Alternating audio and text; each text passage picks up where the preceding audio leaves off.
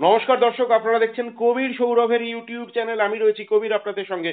এবং আজকের সব থেকে বড় খবর, বঙ্গে বসন্ত আসছে এবং শীত ঘুম ভাঙছে সিবিআই এর। সত্যি কি সিবিআই এর শীত ঘুম ভাঙছে? কারণ থার্ড সাপ্লিমেন্টারি চার্জশিটে কিন্তু জনৈক জনৈক অভিষেক বন্দ্যোপাধ্যায়ের নাম নিয়োগ দুর্নীতি কেলেঙ্কারির তদন্ত করছে সিবিআই, এবং সেখানে থার্ড সাপ্লিমেন্টারি চার্জশিটে কিন্তু জনৈক অভিষেক বন্দ্যোপাধ্যায়ের নাম রয়েছে বলে অন্যান্য যে সমস্ত অভিযুক্তের নাম রয়েছে তাদের পরিচয় কিন্তু স্পষ্টভাবে থাকলেও, যেমন সুজয় কৃষ্ণ ভদ্র, তার সঙ্গে লিপস অ্যান্ড বাউন্সের কর্মচারী, এবং শান্তনু বন্দ্যোপাধ্যায়, তিনি তৃণমূল যুবার নেতা, কিন্তু অভিষেক বন্দ্যোপাধ্যায় জনৈক, তার কোনো নাম কিন্তু নেই।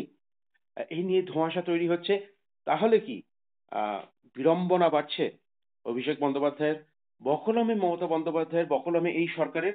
এই বিষয় নিয়ে আমরা কথা বলে নেব নিয়োগ দুর্নীতি কেলেঙ্কারি সহ একাধিক তদন্তে যিনি প্রাণ প্রতিষ্ঠা করেছিলেন সেই বিকাশ রঞ্জন ভট্টাচার্যের সঙ্গে।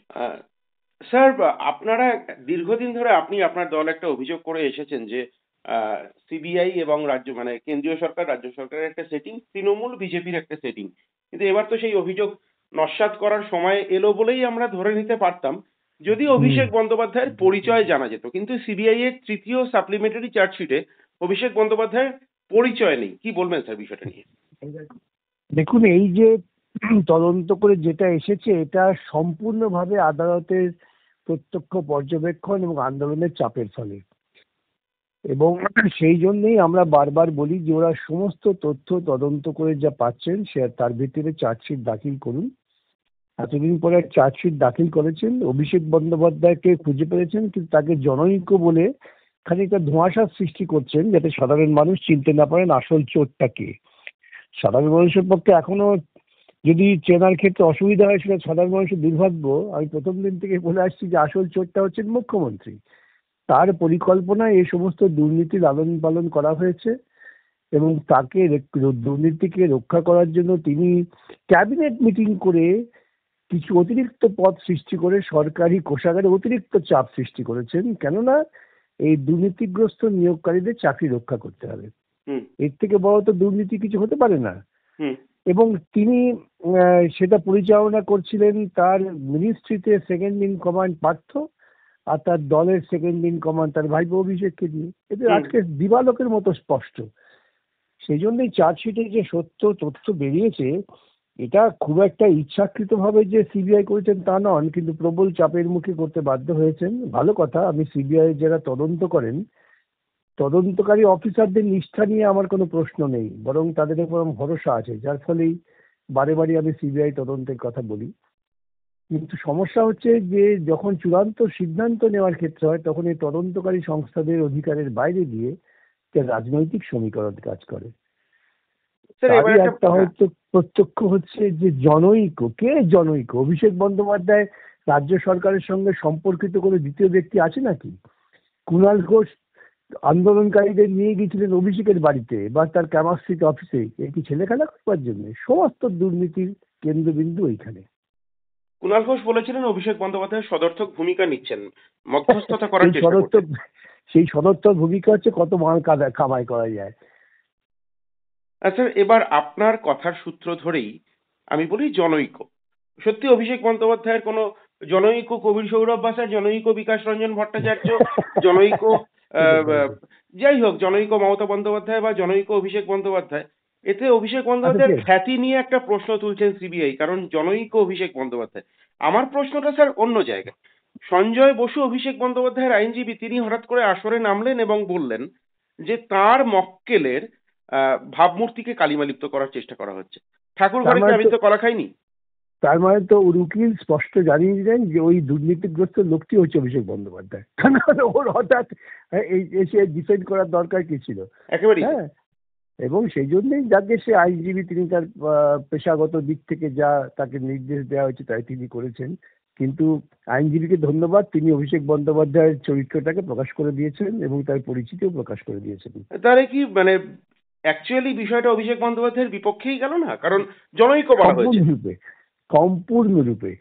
যাদের সাধারণ বুদ্ধি বিবেচনা আছে তারাই বুঝতে পারবেন যে হঠাৎ জননী কুমারের 1 কোটি অভিষেক বন্দ্যোপাধ্যায় থাকলেও থাকতে পারে, হঠাৎ তিনি কেন ঠাক করে লাফিয়ে উঠলেন?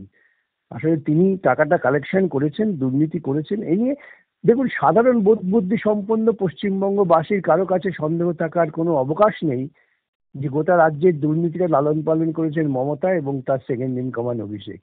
এই মন্ত্রী ফন্ত্রীগুলো এদের তো কোনো মেরুদণ্ড নেই, ওদের যা বলা হয় তাই করে ওরা। নাচায় কি যেন আছে, যেমন তুমি দক্ষবাজি করে নাচাও তেমনই তোর অর্বাচীন নেই, এরা হচ্ছে সেই। স্যার, এর পরের প্রশ্ন, সঞ্জয় বসু আইনজীবী, তিনি বলছেন অভিষেক বন্দ্যোপাধ্যায় ইডির সঙ্গে সহযোগিতা করেছেন। আবারও অভিষেক বন্দ্যোপাধ্যায় ইডির সঙ্গে সহযোগিতা করার প্রসঙ্গ, তাহলে তিনি তার মক্কেলকে ফাঁসিয়ে দিচ্ছেন প্রকারান্তরে। আগে আপনারা খোঁজ খবর নিন কত কোটি টাকা খরচা করেছেন ইডি তদন্ত আটকাবার জন্য সুপ্রিম কোর্টে গিয়ে, কতবার সন্ধ্যেবেলা অর্ডার, বিকেলবেলা অর্ডার হয়েছে, পরের দিন সকালে সুপ্রিম কোর্টে মেনশন করে। এই শ্বেতপত্রগুলো প্রকাশিত হওয়া দরকার। এত বড় দুর্নীতির পরিকল্পনা ভারতবর্ষের বুকে কখনো কেউ ইতিপূর্বে করেনি। হুম।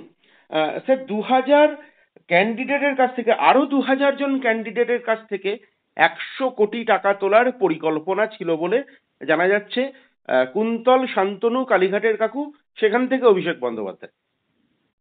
এই তো খুব এই টাকার সংখ্যাটা কম দেখিয়েছেন, অনুমান ওই টাকার যে পরিমাণটা খুবই কম দেখানো হয়েছে। সঠিক তদন্ত, আরো তদন্ত হোক, কয়েক কোটি টাকা।